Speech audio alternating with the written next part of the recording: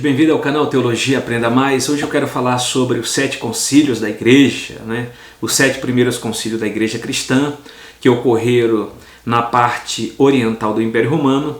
Eu quero falar sobre o primeiro concílio ecumênico. O primeiro concílio ecumênico é o concílio de Nicéia, O concílio primeiro de Nicéia é o primeiro concílio ecumênico, que significa universal, já que deles participaram o bispo de todas as regiões onde que havia cristão. Então foi um concílio bem geral realmente, onde que vai se discutir uma controvérsia, chamada controvérsia ariana, e nesse concílio ele é tão importante para toda a cristandade no decorrer da história do cristianismo, no decorrer da história da igreja, principalmente quando se trata da pessoa augusta, da pessoa divina de nosso Senhor e Salvador Jesus Cristo.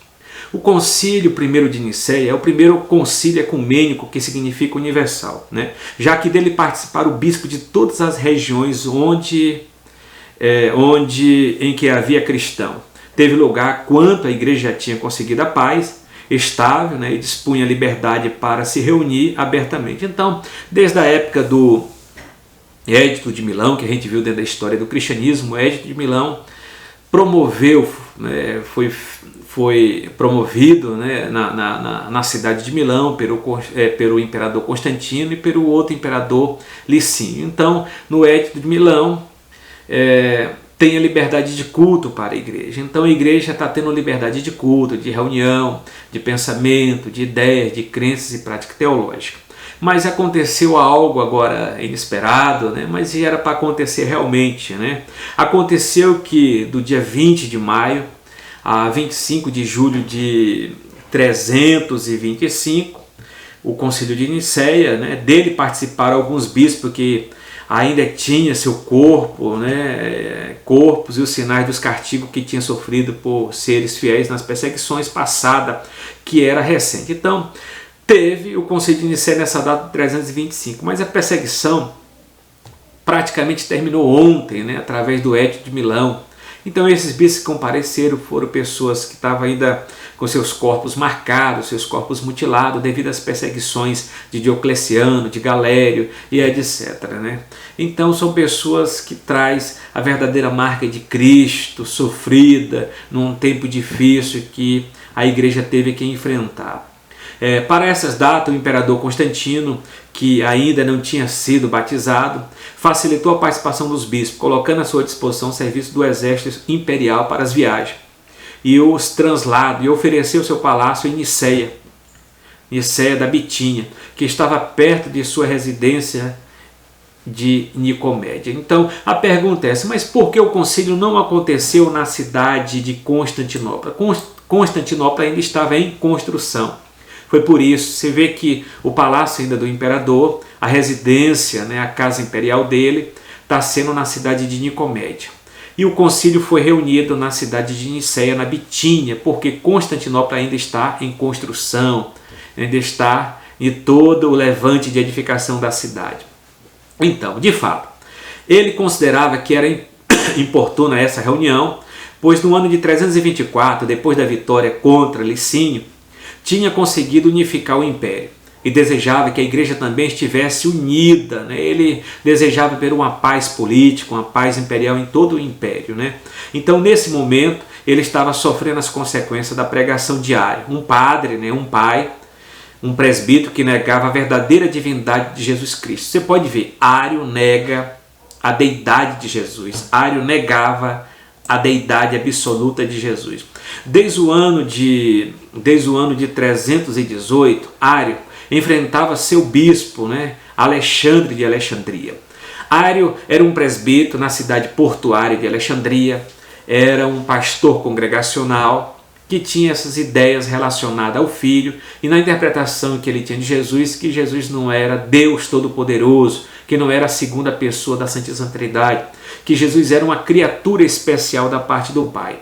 Mas o pastor presidente daquela região, daquela diocese, daquela localidade, o pastor presidente era o bispo chamado Alexandre, e fora excomungado no sínodo de todos os bispos do Egito. Então aconteceu que se reuniu no sínodo e Ário foi excomungado. Ário fugira e estava em Nicomédia, junto ao bispo Eusébio, né, o famoso, não confunda, Eusébio de Nicomédia com Eusébio de Cesareia. Então aconteceu um pequeno concílio local na cidade de Alexandria. Ário foi excomungado, mas naquela decisão de excomunhão, Ário fugiu para Nicomédia junto da diocese, da igreja, junto para a igreja de Eusébio de Nicomédia, que era seu amigo, né? Eusébio de Nicomédia era amigo dele. Entre os padres, né? Entre os pais da igreja, né? Os padres conciliares, encontrava as figuras eclesiásticas de maior importância no momento. Estava Ósio, né? Ósio, bispo de Córdoba, né? Córdoba, que é um porta-voz de Constantino, né? Que, ao que parece, foi quem presidiu as sessões do concílio de Nicéia. Pega esse nome, memorize, né? Ósio, bispo de Córdoba, né? Que, ao que parece, foi quem presidiu as sessões no concílio de Nicéia. Então, assistiram também Alexandre de Alexandria, ajudado pelo diácono, que até então, na época, né, Atanásio era um diácono. Então estava Marcelo de Âncera, estava Macário de Jerusalém, estava Leôncio de Cesareia da Capadócia, né? Eustácio de Antioquia e alguns presbíteros representantes do bispo de Roma, que não pôde estar presente devido à idade avançada. Então você pode ver que a cristandade está nas duas partes do império. A parte do império romano ocidental de fala latina, que tem alguns pais da igreja lá, representando, né, o arcebispo, representando o bispo, como também tem toda a parte dos bispos, né, que estão na parte oriental do Império Romano. Então tiveram muitas pessoas lá para discutir acerca dessa temática, acerca dessa controvérsia. Além de Ário, né, também participaram seus amigos Eusébio de Cesareia. Olha lá, agora Eusébio de Cesareia, o escritor da História Eclesiástica, né, que também era o biógrafo de Constantino, escreveu também um dicionário em grego, né, uma figura muito importante, e Eusébio de Nicomédia e outros, né. Em total participaram ao redor em torno de 300 a 318 bispos, né. Então, os partidários de Ário tinham a simpatia do imperador Constantino. Pensava que depois de expor seus motivos, a Assembleia, né, concordaria. Mas quando Eusébio de Nicomédia tomou a palavra para dizer que Jesus Cristo nada mais era do que uma criatura, ainda que excelsa, eminente, e que não era de natureza divina, a imensa maioria dos participantes percebeu que essa doutrina atraiçoava a fé, ou negava a fé que tinha recebido dos apóstolos. E de fato é uma heresia. Uma heresia tamanha, né, dizer que Jesus é Deus, que é uma criatura especial da parte de Deus, e negar a deidade absoluta do Filho. Os padres conciliares, né, para evitar as consequências de uma confusão tão grave, decidiram reagir, né, baseando no credo batismal da igreja de Cesareia, um símbolo de fé que fosse o reflexo de forma sintética e clara da confissão genuína, da fé recebida e adquirida pelos cristãos desde as origens. Nele consta que Jesus Cristo é da substância do Pai, de Deus, luz da luz, Deus verdadeiro de Deus verdadeiro, gerado e não criado. Homo usius tol patro, homo uso tol patro, consubstancial ao Pai, ou da mesma substância do Pai. Todos os padres conciliares, né, os pais conciliares, menos os dois bispos, no dia 19 de junho de 325, autenticaram esse credo, que é o símbolo de Nicéia, né? Então, dos 318, dois não concordaram, né? 16, 17. Então, somente 316 concordaram, somente 316 comungaram com essa doutrina que está nas páginas seletivas da Bíblia Sagrada e analisada de forma ortodoxa, de forma sacra, de forma hermenêutica, de forma exegética. Nós encontramos Jesus como a segunda pessoa da Trindade, como Deus, né, narrado nas Escrituras, nos Evangelhos sinóticos, Evangelho joanino, nas cartas paulinas, nas cartas gerais, até mesmo no Apocalipse. Então, além dessas questões fundamentais, em Nicéia fixou-se a celebração da Páscoa no primeiro domingo, depois da primeira lua cheia da primavera, seguindo a praxe habitual da Igreja de Roma e outras. Também foram tratadas algumas questões disciplinares de menor importância, pois era referente ao funcionamento interno da Igreja. Quanto ao tema que era de maior importância, a crise ariana, depois de um tempo, Eusébio de Nicomédia, com a ajuda de Constantino, conseguiu voltar à sua diocese. E foi o próprio imperador quem ordenou ao bispo de Constantinopla que admitisse Ário na comunhão. Entretanto, após a morte de Alexandre, Atanásio fora nomeado bispo de Alexandria. Foi uma das maiores figuras da igreja do século IV, pois soube defender a fé de Nicéia com grande altura intelectual. E esse foi o motivo pelo qual o imperador o exilou em torno de 5 a 6 a 7 vezes. Atanásio é chamado o Anão Negro. É um homem de baixa estatura, de pele escura, mas é o chamado pai da ortodoxia cristã. Quando se fala de ortodoxia cristã, está falando de uma doutrina reta. A doutrina ariana é uma heterodoxia, uma doutrina falsa, uma heresia, uma distorção da doutrina de Deus, da doutrina cristã, da doutrina da cristologia. Outra questão importante aqui, o historiador Eusébio de Cesareia, que simpatizava com as teses arianas. Eusébio de Cesareia simpatizava com as teses arianas, exagera nos seus escritos ao falar sobre a influência de Constantino no Concílio de Nicéia. Ele é o biógrafo de Constantino. Ele fala que Constantino é o vice-deus, o representante de Deus na terra, é o homem ao qual Deus usou para dar liberdade de culto, dar liberdade de paz, dar uma pax romana para a igreja e para o cristianismo. Claro que Constantino teve uma grande contribuição, mas também pôde prejudicar bastante dentro do seio do cristianismo. Outra questão também importante que a gente vai analisar, somente existe essa fonte. Seria possível pensar que o imperador, além de pronunciar as palavras de abertura no começo das sessões, teve um protagonismo ao tentar reconhecer os adversários e restaurar a concordância, impondo as suas opiniões nas questões doutrinárias por cima dos bispos que participavam do concílio.